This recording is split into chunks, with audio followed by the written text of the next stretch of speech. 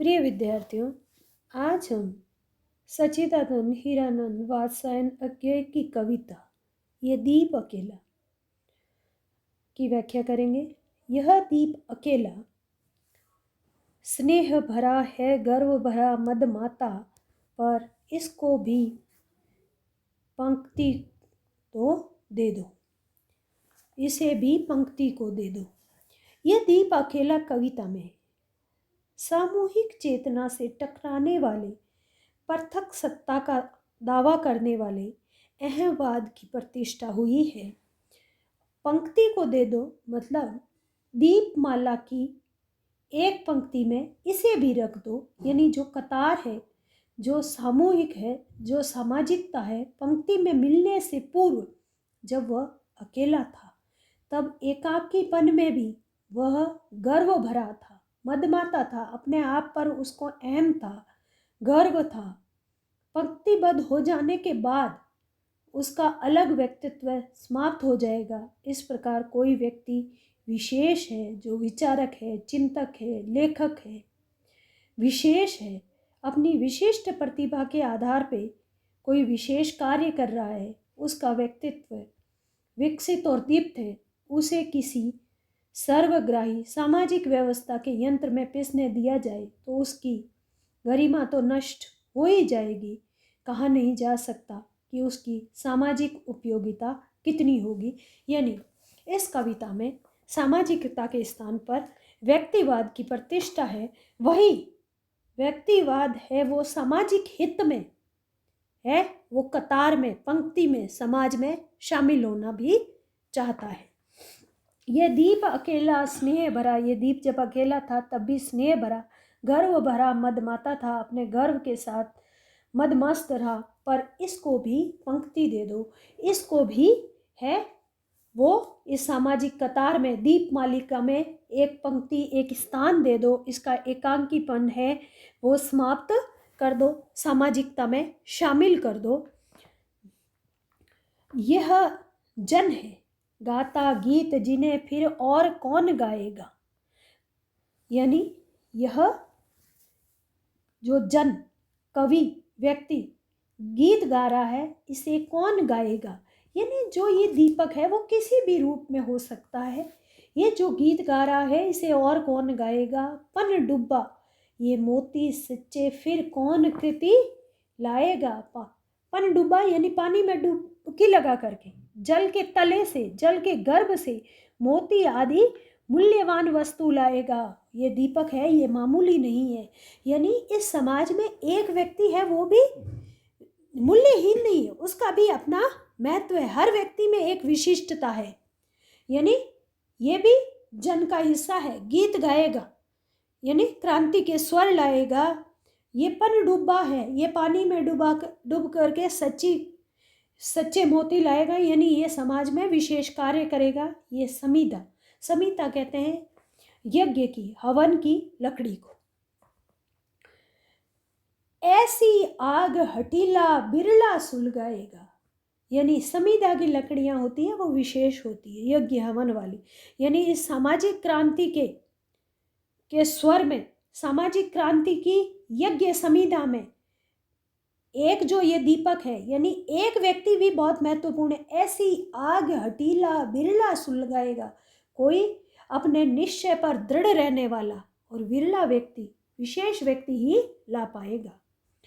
ये अद्वितीय है, यानी हर व्यक्ति अपने आप में भिन्न है, कोई किसी के जैसा नहीं है, सब अपने आप में अद्वितीय है, अलग है, विशिष्ट है, उसके जैसा कोई दूसरा नहीं होता। यह मेरा, यह मैं स्वयं विसर्जित, यह मैं यानी स्वयं, कवि समाज के लिए अपने आप को विसर्जित क्या करता हूँ, समर्पित करता हूँ, अर्पण करता हूँ। ये दीप अकेला स्नेह भरा, ये जो दीप है ये अकेला भी स्नेह भरा, गर्व भरा मदमाता है, पर इसको भी पंक्ति दे दो, इसको भी अन्य समाज के हित में इसको भी पंक्तिबद्ध होने दो, अन्य लोगों के साथ सम्मिलित होने दो। यह मधु है, मधु यानी शहद, स्वयं काल की मोना का युग संचय है, काल की मोना यानी काल रूपी मधुमक्खी का युग का संचय करने वाला, यानी जिस प्रकार मधुमक्खी पराग कणों से पराग लेकर के शहद जैसा अमूल्य पदार्थ बनाती है, वैसे ही ये कवि, हर व्यक्ति प्रतिभावान अपने आप में विशिष्ट है, वह भी मधुमक्खी के भांति कुछ विशेष चुन करके युक्त का संचय करेगा। ये गोरस कहते हैं दूध को। जीवन काम धेनु का अमृतपूत पय है। अमृतपूत अमृत के समान पवित्र, पय यानी पेय पदार्थ, दूध यानी यह दीपक गोरस दूध के समान है। जिस प्रकार कामधेनु गाय है, वो अमृत के समान दूध दे करके पालन पोषण करती है, वैसे ही ये कवि समाज को अपनी अमृतवाणी देकर पालन पोषण करता है। प्रत्येक दीप का अपना महत्व है। ये अंकुर जो जमीन में बोया जाने वाला बीज, जो कोंपल बन करके फूटता है। फोड़ धरा को रवि को तकता निर्भय। उस छोटे से बीज में इतनी क्षमता होती है कि वह धरती को फोड़ करके भय रहित होकर सूर्य को ताकता है।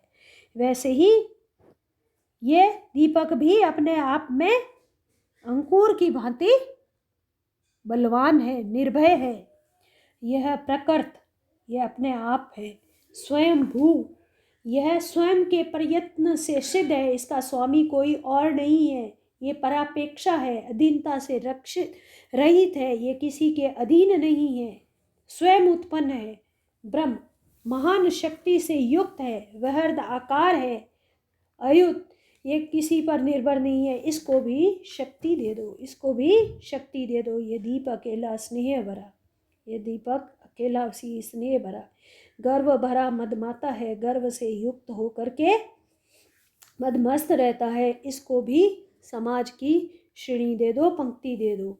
यह वह विश्वास ऐसा आत्म प्रत्यय नहीं जो अपनी लघुता में भी कांपा। ये दीपक, ये आत्म प्रत्यय है जो अपनी लघुता, अल्पता को जान करके भी कभी भयभीत नहीं हुआ।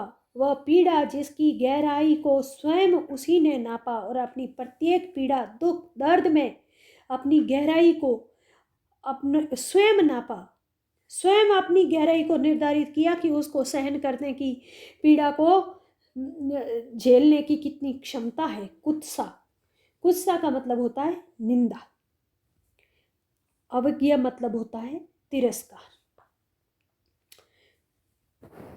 यानी निंदा, अपमान और तिरस्कार के धुंध आते कड़वे तम में, यानी इस प्रकार के कटु अंधकार के क्षणों में ये सदा द्रवित चिर जागरूक अनुरुक्त नेत्र, ऐसे क्षणों में भी ये हमेशा सदा द्रवित यानी करुणामयी, चिर जागरूक, हमेशा चेतन और अनुरक्त नेत्र, इसके नेत्रों में सदा स्नेह है। उलंब बाहु, बाहें फैलाकर सहायता का आश्वासन देने वाला है। यह चिर अखंड अपनापा और इसके भीतर चिर अखंड हमेशा और बिना खंडित होने वाला अपनत्व और स्नेह है। जिज्ञासु, हर प्रत्येक वस्तु को जानने की इच्छा है इसमें। प्रबुद्ध, विद्वान, सदा श्रद्धामय, सदा है वो श्रद्धामय है। इसको भी भक्ति दे दो कि ये दीपक है।